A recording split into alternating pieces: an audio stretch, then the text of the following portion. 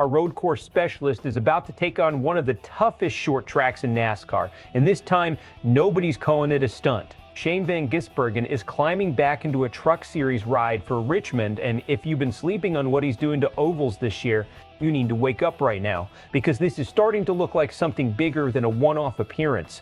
Here's the breakdown. Spire Motorsports is putting Shane Van Gisbergen in the number 7 Chevrolet for Friday night's Truck Series race at Richmond Raceway.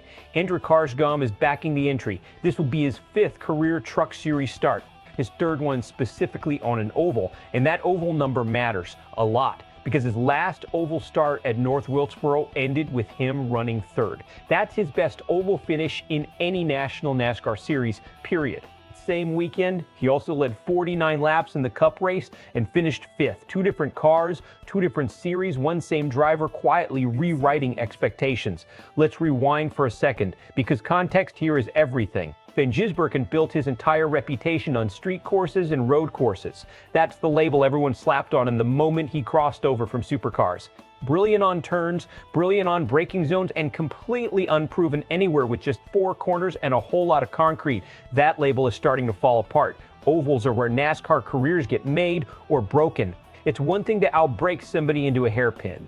It's a completely different discipline to manage long green flag runs, tire wear, and traffic on a high-banked short track like Richmond.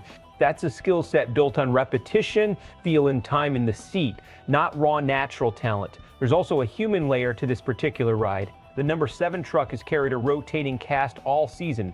Connor Mosack, Sammy Smith, Corey Day, Raja Caruth, Chase Elliott, but it also carried Kyle Busch, who earned his final 2 NASCAR wins in that very truck before his passing earlier this year. Every driver who climbs into that seat now is carrying a little bit of that weight with them, whether they say it out loud or not. For Spire, putting Van Gisbergen in this truck isn't just about the driver. It's about proving the equipment, the strategy, and the program can still produce results in a season that's already been emotionally heavy for the entire garage. Now here's where this gets genuinely interesting from a strategic standpoint. Richmond is not a forgiving track. It's short, it's fast, and it punishes drivers who don't understand how to manage air and grip inside traffic. This isn't North Wilkesboro. This is a track where track position gets decided by patience, not just raw speed. Van Gisbergen does have something working in his favor here that a lot of people are overlooking. He's actually raced at Richmond before in NASCAR's top 2 divisions. A 14th place Cup finish last summer, a 15th place finish in 2024. Not spectacular numbers, but they tell you he's not walking into this blind. He has reference points. He knows what the track does to a car over a long run. The real question is whether his North Wilkesboro breakthrough was a genuine turning point, or a perfect storm result that happened to line up with a track that rewards aggressive corner entry, which happens to be his exact strength from road racing. If it's the former, Richmond becomes the proof point. A 3rd place caliber run here on a track that plays almost nothing to his road course background would validate that he's becoming a legitimate all-around threat, not just a specialist who gets lucky when the layout suits him. If it's the latter, Richmond could expose the gap. Short tracks demand a different kind of restraint. One aggressive move in traffic, one misjudged run into 3/4 panel contact, and the whole weekend unravels fast. Is this smart or risky for Spire?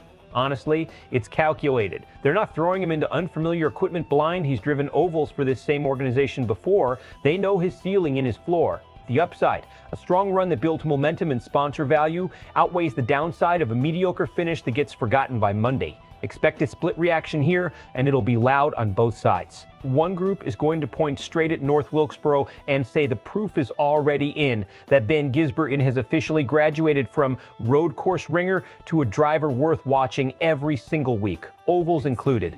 The other group is going to stay skeptical, and honestly, they've got a fair argument. One strong oval run does not erase years of a very specific skill set. Richmond is a completely different puzzle, and short track racing has humbled plenty of drivers who looked unstoppable somewhere else. Either way, this is the kind of storyline that drives real conversation, because nobody actually agrees on what type of driver Shane Van Gisbergen is turning into.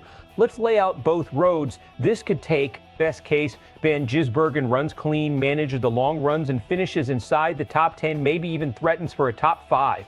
That result turns this from an interesting subplot into a full-blown narrative shift. Suddenly the conversation isn't, can he handle ovals? It's, How many more oval opportunities does he get before the end of the season?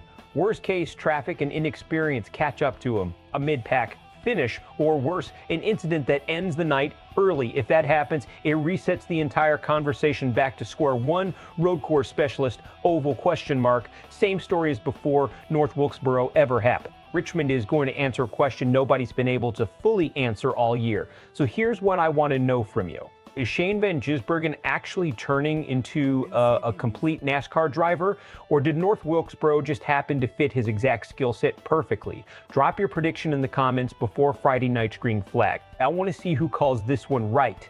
And if breakdowns like this are the kind of NASCAR coverage you want more of, make sure you're subscribed, because we're not slowing down on this storyline.